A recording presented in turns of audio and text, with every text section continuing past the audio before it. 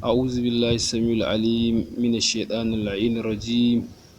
بسم الله الرحمن الرحيم، وصلى الله على النبي الكريم، والصلاة والسلام على أشرف المرسلين سيدنا ونبينا مولانا محمد وعلى آله وصحبه وسلم تسليما كثيرا. yan uwa muna sallama irin ta addinin musulunci. Assalamu alaikum wa rahmatullahi ta'ala barakatuh. Barkanmu da warhaka, barkanmu da sake saduwa a cikin wannan channel tamu mai albarka, wato Gajimare TV Studio.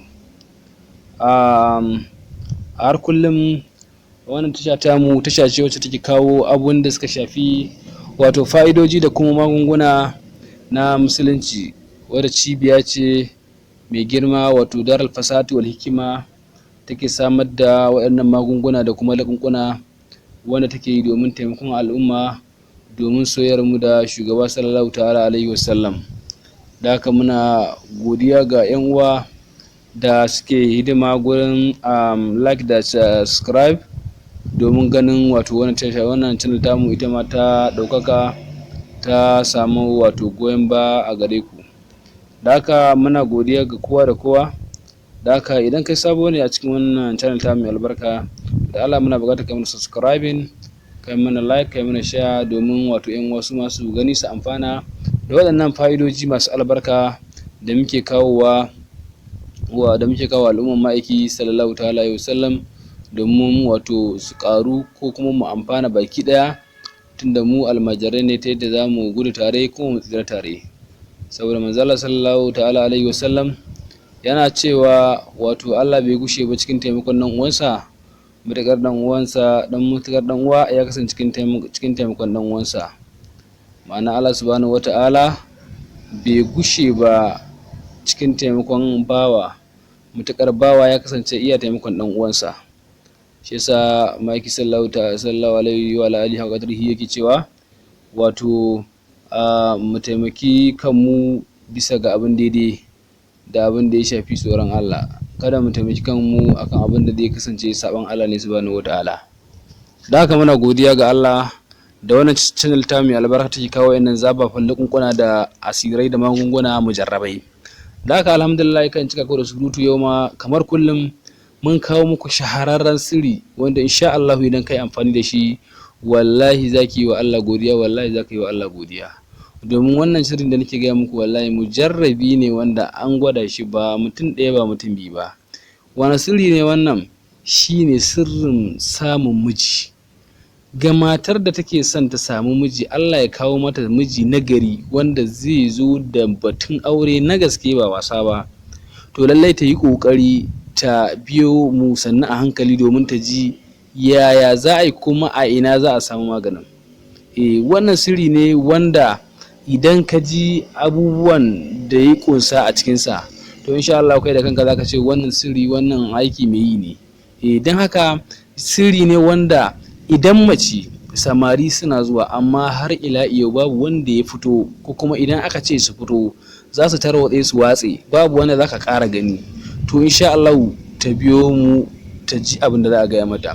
Ko kuma wadda samsam ma ba ta da samaran, ta kai tsawon shekaru tun har ma ta zama kamar bazawara, Allah bai kawo mata mijin aure ba, to ta yi kokari ta wato saurari abin da zan faɗa kuma ta mallaki wannan shahararren magani, wannan sirri wanda aka wallafa shi.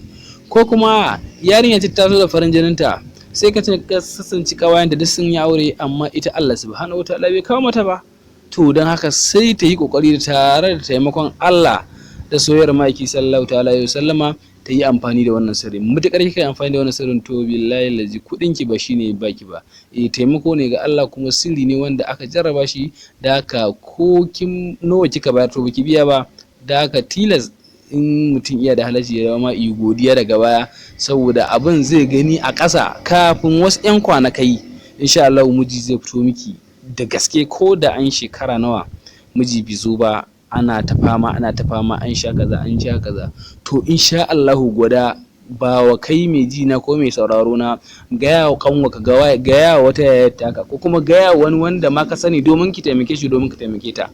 To insha Allahu dan lokaci ne kaɗan a cikin satuttuka za ga Allah subhanahu wataala wanda zai kawo mata.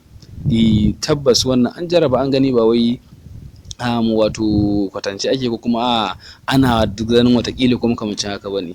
Da haka shi wannan magani ko kuma wannan haɗaɗɗen sirri ana samun sa a gurin waɗannan cibiyoyi ko kuma gurin waɗannan wato diloli waɗanda za ku ga lambobinsu kamar haka.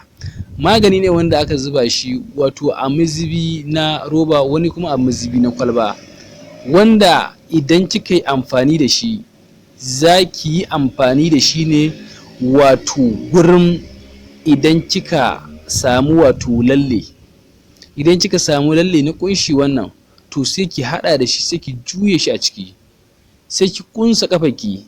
Idan kika kunsa kafaki to insha Allahu lallen nan ya kama ya fito rangadadau, yadda kike son kunshin naki haka zaki tsara fulawar taki. Ba wani, in ma duka ne, in ma dai akwai fulawoyin da za ku tsara to duk ba matsala, amma dai kunshi ake yi da shi.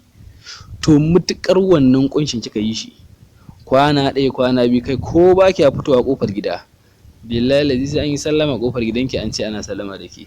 Ko magana ce ba wai zancen bogi na yaran zamani ba, magana ce ta zance na gaske, na a fito, wanda zai ce a shi wata guda ma yake bukata a yi a gama.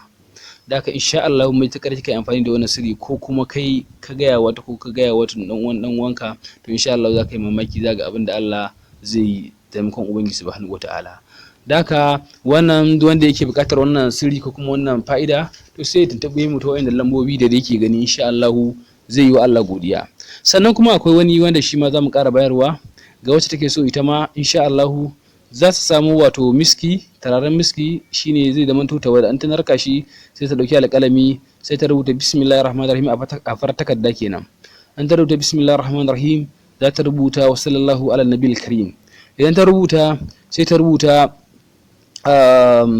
Muhammad Rasulullah sallallahu alaihi wasallam, والذين معه أشداء على الكفار رحماء بينهم تراهم ركعا سجدا يبتغون فضلا من الله ورضوانا, har zuwa ƙarshen aya. Sannan sai kuma ta rubuta wato falamma ra'aynahu akhbarnahu wa khaddana aydiyahunna qul hasha lillah, ita ma har zuwa ƙarshen aya. Sannan sai ta rubuta wa laqaitu alayka muhabbatan minni wa litusna ala aini, ita ma zuwa nan gurin. To waɗannan za ta rubuta su da wannan wato turare na miski, jan miski kenan, za a rubuta su a far takarda haka, sai a haɗa a naɗe.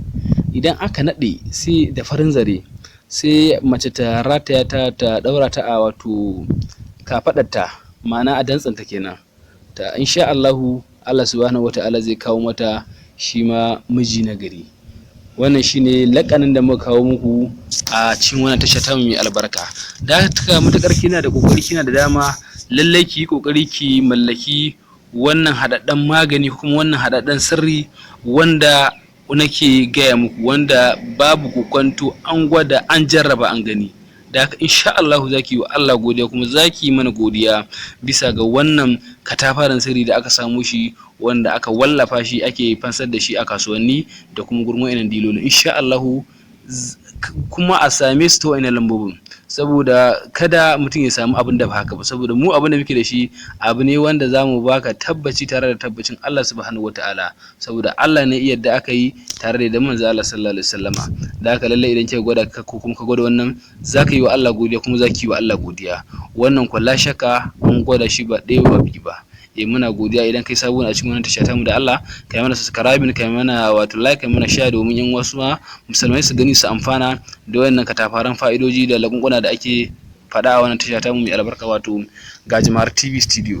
Da haka a ƙarshe muna godiya gare ku, muna salati da sallama ga shugaba tare da alayensa da sabbansa baki daya, da kuma waliyai da wanda suka biyo addinin sa da gaskiya har zuwa ranar alkiyama. Wassalamu alaikum wa rahmatullahi ta'ala wa barakatuh.